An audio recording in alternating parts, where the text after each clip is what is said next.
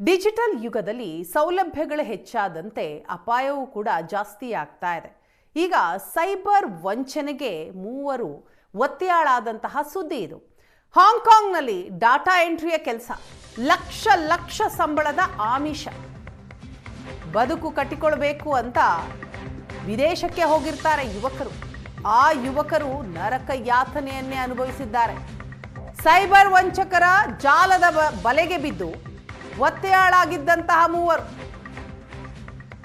ಬೆಳಗಾವಿ ಮೂಲದ ಮೂವರು ಯುವಕರನ್ನ ಸದ್ಯ ಪೊಲೀಸರು ರಕ್ಷಣೆ ಮಾಡಿದ್ದಾರೆ. ಪೊಲೀಸರ ಜಾಣ್ಮೆ, ಕಾಂಬೋಡಿಯಾದಿಂದ ಸೇಫ್ ಆಗಿ ಯುವಕರು ವಾಪಸ್ಸಾಗಿದ್ದಾರೆ. ಆಕಾಶ ಕಾಗಣೀಕರ, ಓಂಕಾರ ಹಾಗೂ ಸಂಸ್ಕಾರ್ ಲೋಖಾಂಡೆ ಸೇಫ್ ಆಗಿದ್ದಾರೆ. ಬೆಳಗಾವಿಯ ಹೊನಗ ಗ್ರಾಮದ ಮೂವರು ಯುವಕರನ್ನ ಪೊಲೀಸರು ರಕ್ಷಿಸಿದ್ದಾರೆ. ಹಾಂಗ್ಕಾಂಗ್ನಲ್ಲಿ ಡಾಟಾ ಎಂಟ್ರಿ ಕೆಲಸ ಅಂತ ಹೋಗಿರ್ತಾರೆ. ಲಕ್ಷ ಲಕ್ಷ ಸಂಬಳ ಸಿಗುತ್ತೆ ಅನ್ನೋ ಆಮಿಷ ಬೇರೆ ಇರುತ್ತೆ. ಅದನ್ನೇ ನಂಬಿ ಹಾಂಗ್ಕಾಂಗ್ಗೆ ಹೋದ ಯುವಕರು ಅಲ್ಲಿ ಅನುಭವಿಸಿದ ನರಕ ಯಾತನೆ ಒಂದೆರಡಲ್ಲ. ಸೈಬರ್ ವಂಚಕರ ಜಾಲದ ಬಲೆಗೆ ಬಿದ್ದು ಒತ್ತೆಯಾಳಾಗಿದ್ರು.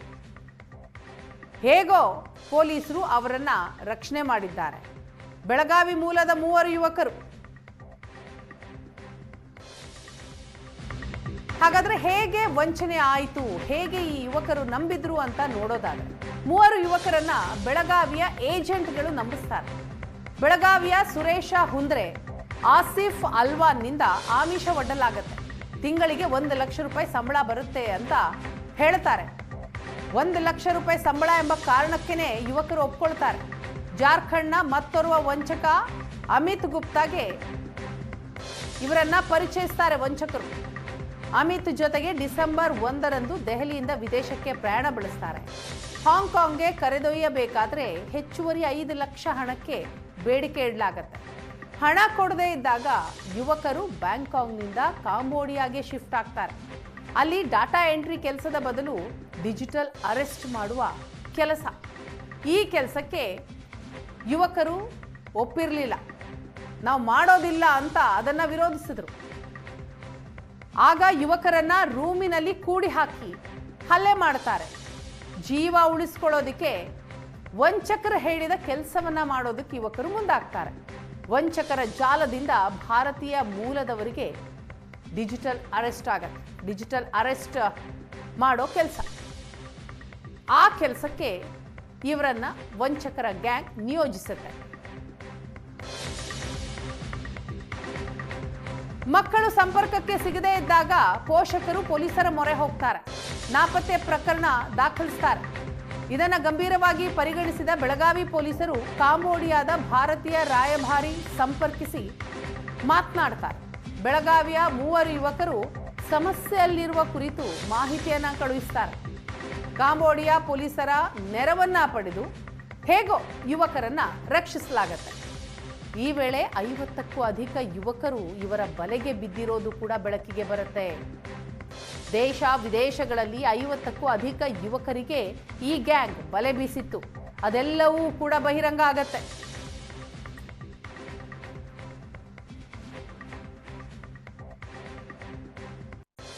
ನಾನು ಡಿಸೆಂಬರ್ 1 ತಾರೀಕಿಂದ ಗೋವಾದಿಂದ ಚಂಡೀಗಢ ಹೋಗಿದ್ದೀನಿ ಸರ್.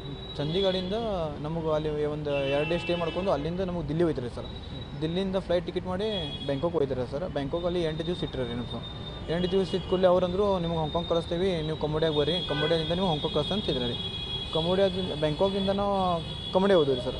ಕಂಬೋಡಿಯಾದಾಗ ಹೋದ ಕೂಡಲೇ ಅವ್ರು ನಮಗೆ ಪಿಕಪ್ ಮಾಡ್ಕೊಂಡ್ರೆ, ಏರ್ಪೋರ್ಟಿಂದ ಪಿಕಪ್ ಮಾಡ್ಕೊಂಡ್ರು. ಒಂದು ಹೋಟೆಲ್ನಲ್ಲಿ ಕುಣಿಸ್ಕೊಂಡ್ರೆ ರೀ.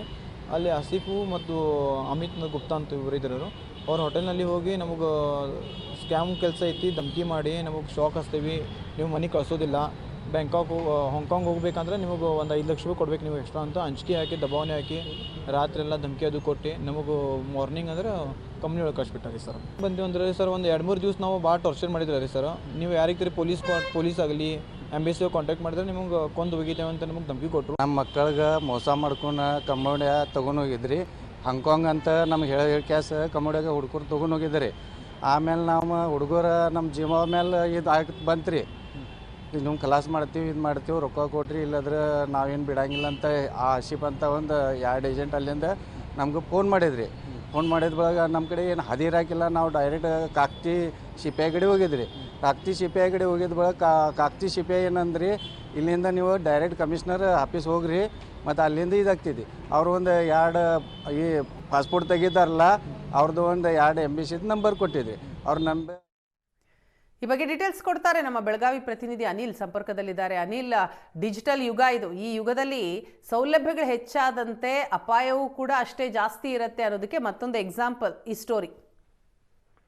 ಹೌದು ವಿನಾ, ಏನು ಕೆಲಸ ಕೊಡಿಸ್ತೀವಿ, ವಿದೇಶದಲ್ಲಿ ದೊಡ್ಡ ಸಂಬಳದ ಕೆಲಸ ಕೊಡಿಸ್ತೀವಿ ಅಂತೇಳಿ ಏನೋ ಒಂದು ಜಾಲ ಸಕ್ರಿಯ ಆಗಿದೆ. ಆ ಜಾಲಕ್ಕೆ ಈಗ ಬೆಳಗಾವಿ ಯುವಕರು ಕೂಡ ಬಲಿಯಾಗಿ ಬಿದ್ದಿರುವಂತದ್ದು. ಅದರಲ್ಲೂ ಪ್ರಮುಖವಾಗಿ ಹಾಂಗ್ಕಾಂಗ್ನಲ್ಲಿ ಡಾಟಾ ಆಪರೇಟರ್ ಕೆಲಸ ಕೊಡ್ತೀವಿ ಅಂತೇಳಿ 3 ಲಕ್ಷಕ್ಕೂ ಅಧಿಕ ವಂಚಕರು 3 ಲಕ್ಷ ರೂಪಾಯಿಯನ್ನ ವಂಚಕರು ಇಸ್ಕೊಂಡು ಯುವಕರನ್ನ ಹಾಂಗ್ಕಾಂಗ್ ಕರೆದೊಯ್ಯುವ ಬದಲು ಬ್ಯಾಂಕಾಕ್ ಮೂಲಕ ಕಾಂಬೋಡಿಯಾಗೆ ಕರೆದು ಹೋಗಿ ಅಲ್ಲಿ ಚಿತ್ರಹಿಂಸೆ ಕೊಟ್ಟಿರುವುದು ಈಗ ಬೆಳಕಿಗೆ ಬಂದಿರುವಂತದ್ದು. ಅಲ್ಲಿ ಡಾಟಾ ಎಂಟ್ರಿ ಆಪರೇಟರ್ ಕೆಲಸ ಸಿಗುತ್ತೆ, ಲಕ್ಷ ಸಂಬಳ ಸಿಗುತ್ತೆ, ಬದುಕು ಕಟ್ಟಿಕೊಳ್ಬೇಕು ಅನ್ನುವಂತಹ ಕನಸಿನೊಂದಿಗೆ ಹೋದಂತ ಯುವಕರು ಅಲ್ಲಿ ಒತ್ತೆಯಾಳಿಗೆ ಇದ್ದು 1 ತಿಂಗಳು ಒತ್ತೆಯಾಳಾಗಿ ಇರ್ಬೇಕಂತ ಪರಿಸ್ಥಿತಿ ನಿರ್ಮಾಣ ಆಯಿತು. ಅವರಿಗೆ ಡಾಟಾ ಎಂಟ್ರಿ ಆಪರೇಟರ್ ಕೆಲಸ ಹಚ್ಚೋ ಬದಲಾಗಿ ಭಾರತೀಯ ಮೂಲದವರಿಗೆ ಡಿಜಿಟಲ್ ಅರೆಸ್ಟ್ ಮಾಡುವ ಕೆಲಸವನ್ನು ಹಚ್ಚಿದ್ರು. ಹೀಗಾಗಿ ಅದ್ರ ಜೊತೆಗೆ ಅದಕ್ಕೆ ಮಾಡಲು ಒಪ್ಪದೇ ಇದ್ದಾಗ ಅವರನ್ನ ಚಿತ್ರಹಿಂಸೆ ಕೊಟ್ಟು ಊಟ ಕೊಡದೆ ಬಡಿದು ಹೊಡೆದು ಈ ತರ ಹಿಂಸೆಯನ್ನ ಕೊಟ್ಟಿರೋದು ಕೂಡ ಬೆಳಕಿಗೆ ಬಂದಿರುವಂತ. ಹೀಗಾಗಿ ಯಾವಾಗ ಈ ಮಕ್ಕಳು ಫೋನ್ ರಿಸೀವ್ ಮಾಡಂಗಿಲ್ಲ ಅವಾಗ ಪೋಷಕರು ಬೆಳಗಾವಿ ಪೊಲೀಸರು ಮೊರೆ ಹೋಗ್ತಾರೆ. ಬೆಳಗಾವಿ ಪೊಲೀಸರು ಕೂಡ ಈ ಒಂದು ಪ್ರಕರಣದಲ್ಲಿ ಜಾನ್ಮಯ ನಡೆಯನ್ನು ಇಟ್ಟಿದ್ದಾರೆ ಅಂತೇಳಿ ಕೂಡ ಹೇಳಾಗ್ತಿದೆ. ಯಾಕಂತಂದ್ರೆ ತಕ್ಷಣವೇ ಕಾಂಬೋಡಿಯಾದಲ್ಲಿ ಇರ್ತಕ್ಕಂಥ ಭಾರತೀಯ ರಾಯಭಾರಿಗಳನ್ನ ಸಂಪರ್ಕಿಸಿ ಅವರ ಮೂಲಕ ಕೇವಲ ಬೆಳಗಾವಿ 3 ಜನರು ಅಷ್ಟೇ ಅಲ್ಲ, ದೇಶದ 17ಕ್ಕೂ ಅಧಿಕ ಹಾಗೂ ವಿದೇಶದಲ್ಲಿ ಇರ್ತಕ್ಕಂಥ ಒಟ್ಟು 50 ಜನರು ಕೂಡ ಒತ್ತೆಯಾಗಿದ್ರು. ಅವ್ರನ್ನೆಲ್ಲರೂ ಕೂಡ ಬಿಡಿಸುವಲ್ಲಿ ಕೂಡ ಬೆಳಗಾವಿ ಪೊಲೀಸರು ಯಶಸ್ವಿಯಾಗಿರುವಂತದ್ದು. ಈಗ ಆ ಮಕ್ಕಳು ಕೂಡ ಈಗ ಬೆಳಗಾವಿ ಬಂದಿರುವಂತದ್ದು. ಹೀಗಾಗಿ ಯಾರು ವಂಚನೆ ಮಾಡಿದ್ದಾರೆ ಬೆಳಗಾವಿ ಮೂಲದ 2 ಹಾಗೂ ಜಾರ್ಖಂಡ್ನ ಒಬ್ಬ ಹಾಗೂ ವಿದೇಶದಲ್ಲಿ ಒಬ್ಬ, ಅವರ ಬಂಧನಕ್ಕೆ ಈಗ ಬೆಳಗಾವಿ ಪೊಲೀಸರು ಬಲೆಯನ್ನ ಬೀಸಿರುವಂತದ್ದು. ವಿನಾ, ಥ್ಯಾಂಕ್ ಯು ಅನಿಲ್.